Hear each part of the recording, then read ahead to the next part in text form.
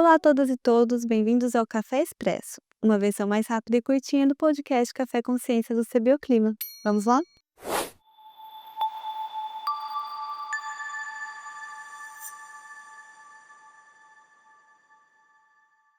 O nosso convidado de hoje é o pesquisador Dr. Fábio de Sá. Fábio é biólogo formado pela Unesp de Rio Claro, onde também fez mestrado e doutorado em zoologia.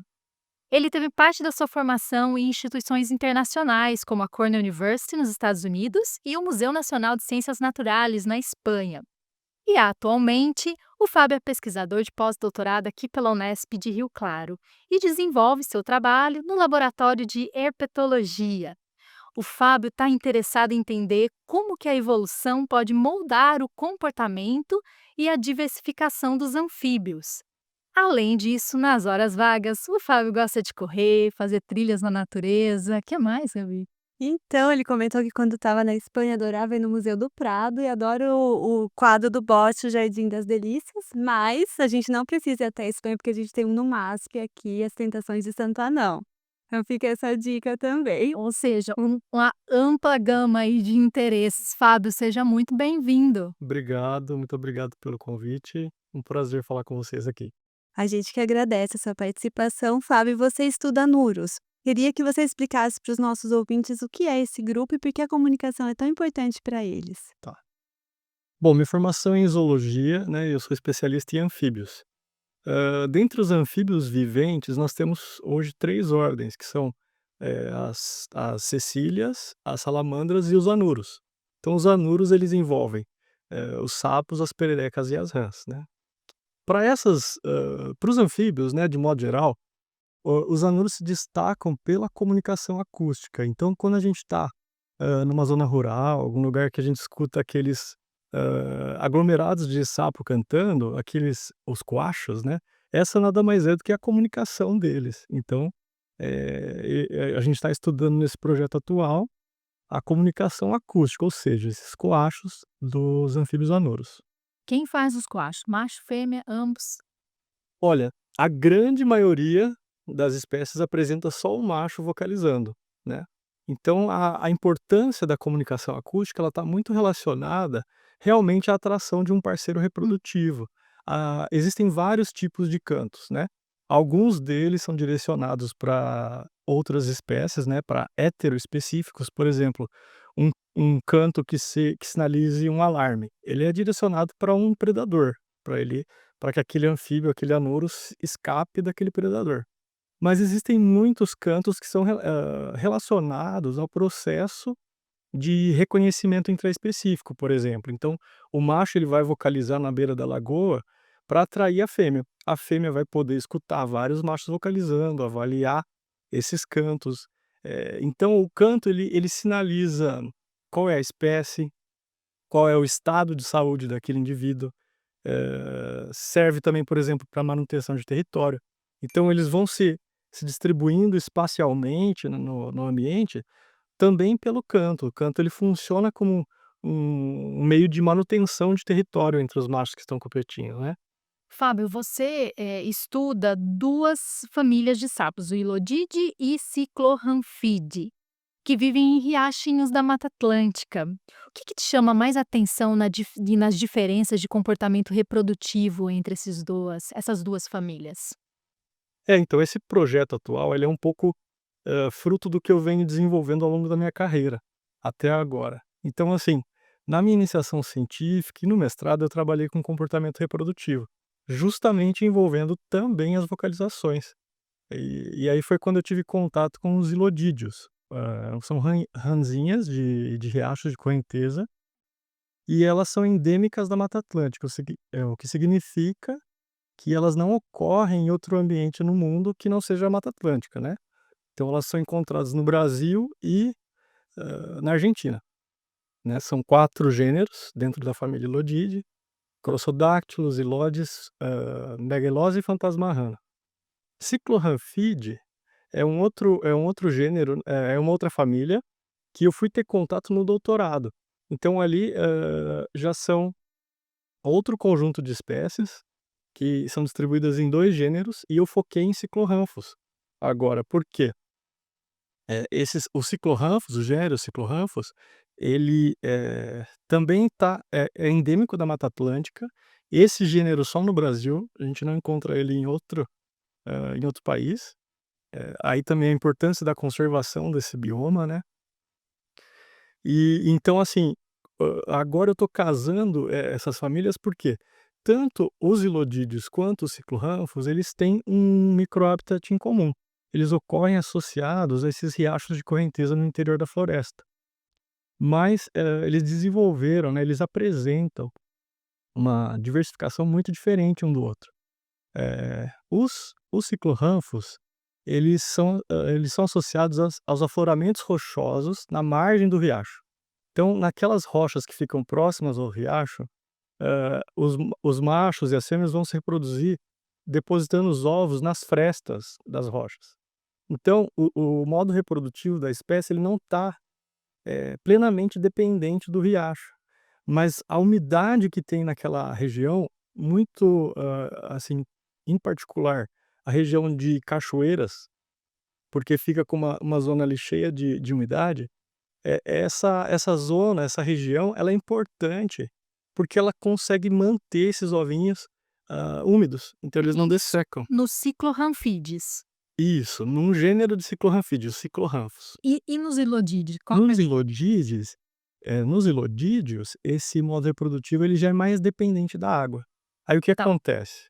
O macho ele vai sinalizar para a fêmea é atraída, eles têm um processo de corte elaborado, envolvendo um monte de sinalização, além dos cantos, e e aí o macho vai pular na água e a fêmea vai seguir ele. Quando ela aceitou aquele macho, ela vai seguir ele. Embaixo da água eles têm processos de corte, a corte continua subaquática. O macho vai escavar uma toca no leito do rio e vai fazer uma toquinha lá dentro. A fêmea vai seguir ele dentro dessa toca e eles depositam os ovos super protegidos lá no leito do rio, embaixo da água, sabe? Então, na família Ilodide, né, os ilódes, os crossodáctilos, a megalose e as fantasmarranas, eles dependem muito do riacho para reproduzir. Então É o ambiente diferente. importa muito, não só o canto. Exato. Mas o canto, a perda do canto, o que Tem significaria a ver, né? isso? Eh Como os ciclorramfos eles têm menos dependência da água, o que que a gente observa? A diversificação de ciclorramfos, ela se dá com um afastamento do riacho. Então, a nossa hipótese é que existe uma competição muito grande entre os machos, porque eles ficam muito expostos nas rochas. Eles brigam muito, eles mordem, eles se batem. Então, espécies mais, derivadas, né, elas acabam estando associadas ao foliço. Eles vão se afastando do riacho, ficam mais escondidos, com menos pressão de competição intrassexual. Essa é a ideia. Então os ovinhos ficam lá no foliço, os machos já ficam mais escondidos. Agora, aí todos os ciclófagos cantam, normal. Agora os ilodídeos, né, não só os ilódes, mas os Espera, ilodídeos, e são aqueles que faz o buraquinho lá dentro das florestas. dependentes da água. Eles eles, Eles não cantam. eles cantam. Eles cantam. Então, se a gente pegar os ancestrais, os mais primários, assim, dessa família, eles cantam, eles iniciam o processo aí cantando. Agora, existem várias questões em jogo, né, uma delas, o riacho é super ruidoso. É. Então, o canto desses anfíbios, desses anouros, é agudo, porque aí você tem aquela faixa de ruído grave e o canto tá em cima, tá agudo, então não existe um mascaramento do sinal, o sinal não está prejudicado. Mas a gente tem também como, um fator aí para anuros, que quanto maior o tamanho de um indivíduo, de modo geral, o canto dele vai ser mais grave, porque o aparato vocal dele também é maior, e isso está relacionado. Nos ilodídeos, as espécies mais derivadas, elas apresentam um aspecto que é ter o tamanho muito grande, são espécies que são grandes. Então você tem as mais iniciais como pequenininhas, e tem espécies muito grandes, nessas mais derivadas. Então, essas espécies grandes, em teoria, teriam um canto muito grave, que seria mascarado pelo ruído do riacho, certo? Aham. Agora, além disso, por estarem ali na borda do riacho, ter muita umidade, ser sombreado, é uma família que a gente fala que se deu ao luxo de reproduzir durante o dia. Eles migraram para o dia, o que é raro também entre os anfíbios anuros, né, a maioria a gente escuta cantando à noite, porque eles têm a pele super permeável, se protegem do sol, né, então à noite eles ficam mais protegidos. Agora, os ilodídeos eles têm esse privilégio, eles conseguem cantar durante o dia. Aí, hã, facili facilitado pela luz do dia, eles têm um repertório de comunicação visual muito rico. Então, eles desenvolveram muitas sinalizações visuais, e elas são complementares ou até mais importantes do que os próprios cantos, entende. Você consegue dar um exemplo Um pra exemplo? gente? É. Olha, um sinal visual que é muito, assim, clássico para os ilodídeos, que vocês já devem ter visto, em inglês o termo é foot flagging, né, esse sinal, que é o aceno com o pé. Então, basicamente, o sapinho ele levanta o pezinho, estendendo, assim, faz um arco, né, geralmente são colorações mais evidentes nos dedos e tal, né, isso contrasta com o ambiente, então, facilita o encontro de um coespecífico, uma fêmea, um outro macho da espécie. Que legal. É como se ele estivesse realmente acenando, né, "Tô aqui". Então isso é uma coisa que aconteceu com os ilodídeos. Então a gente imagina que, essa dificuldade pelo ruído do Sim. ambiente, somada a essa facilitação da sinalização visual, tenha permitido a perda de canto em algumas espécies dessa família.